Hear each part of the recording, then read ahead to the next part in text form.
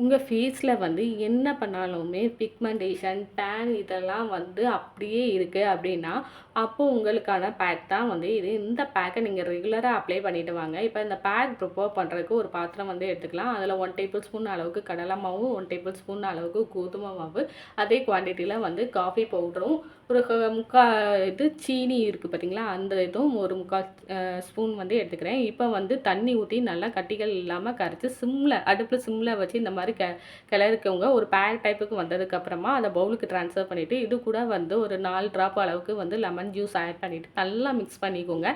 நல்லா மிக்ஸ் பண்ணிவிட்டு இந்த பேக்கை வந்து உங்கள் ஃபேஸ் ஃபுல்லாக ஈவனாக அப்ளை பண்ணிவிட்டு ஒரு 15 மினிட்ஸ் மட்டும் அப்படியே ட்ரையாக விட்டுருங்க. அதுக்கப்புறம் நீங்கள் ஃபேஸை வந்து வாஷ் பண்ணிவிட்டு வாங்க. இந்த பேக்கை வந்து நீங்கள் ரெகுலராக அப்ளை பண்ணிட்டு வரும்போது உங்கள் ஸ்கின்ல இருக்கக்கூடிய அந்த பிக்மெண்டேஷனாக இருக்கட்டும், இல்லைன்னா டேன், டல்னஸ் இது எல்லாத்தையுமே ரிமூவ் பண்ணி உங்கள் ஸ்கின் ஈவன் டோனாக இருக்கும்.